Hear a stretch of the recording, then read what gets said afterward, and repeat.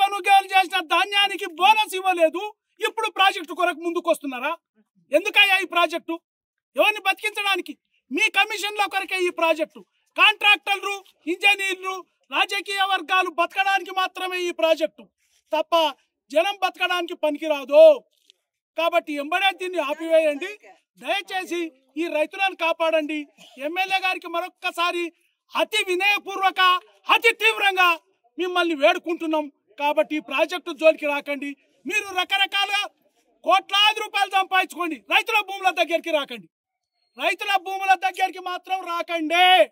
మీరు ఏమైనా సంపాదించుకోండి, ఉష్కాలు కాదు, ఎన్ని బిల్లులు కాదు, ఈ రాష్ట్రాన్ని దోషి మీరు జాబ్లో పెట్టుకోండి. కానీ రైతుల భూములు మాత్రం తీసుకోకండి. ఈ దొంగ ప్రాజెక్టు నిర్మించకండి. ఇక్కడ మొదలుపెట్టిన ఉమామేశ్వర ప్రాజెక్టు గురించి మీకు ఖచ్చితమైన దాని గురించి ఏ చిత్తశుద్ధి లేదని నాకు అర్థమైంది. ఎందుకంటే ఇక్కడ చుట్టుపక్కల నర్సాయిపల్లి 2 కిలోమీటర్ల దూరంలో వాటర్ వచ్చింది. అక్కడికి కాలువల నీళ్లు పుష్కలంగా ఉన్నాయి. ఇక్కడ బల్మూరు మండలం గిట్లు లేవు. మళ్ళీ అక్కడ తీసుకుంటే లక్ష్మీపల్లిలో కూడా వాటర్ ఉన్నాయి. ఈ కొంత ప్రాంతానికి నీళ్లు లేవని చెప్పి ఇక్కడ రిజర్వేర్ వేస్తా అంటున్నారు. మా తాతల నుంచి చూస్తున్నాం మేము ఇక్కడ. మా తాతలు, మా తండ్రులు, మేము ఇక్కడ వ్యవసాయం చేసుకుంటున్నాం. వ్యవసాయం మీద ఆధారపడి మాకు 2 పంటలు అందుతున్నాయి పుష్కలంగా. ఇప్పుడు ఈ వర్షాకాలంతో మేము 3 పంటలు వేయడానికి అనుకూలంగా ఉంది మాకు వ్యవస్థ ఇక్కడ.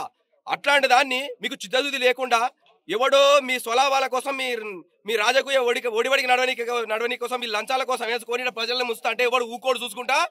ఇది ఇంకా రాజరికం కాదు. అది దృష్టిలో పెట్టుకొని ప్రజాభిప్రాయ సేకరణ ఫస్ట్ ఖచ్చితంగా చేయండి. మీరు ప్రజాభిప్రాయ సేకరణ చేయకుండా జమ్మని తొలిచి ఆడసారి వేపిస్తారు, చక్కని తొలిచి సరే వేపిస్తారు. మీ తాత జాగిర్ అనుకుంటారు. అయితే మీరు ఇట్లా గవర్నమెంట్ మాకు వంచినారు ఈ భూములు.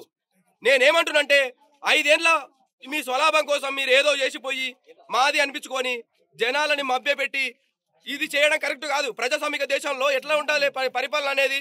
అడ్డమైన హామీలు ఇచ్చి ఒక్కడు ముందరికి రాడు, సస్తురు అంటే ఒకటి రాడు. ఇదే గుడి పైన ప్రమాణం చేసి పోయిరు మీరు. మరి మా పరిస్థితి ఏంది? మాకు జాబులు ఏమన్నా ఎంటబడుతున్నాం ఏమటి? ఇక్కడ మాత్రం పుష్కలంగా నీళ్లు ఉన్నాయి.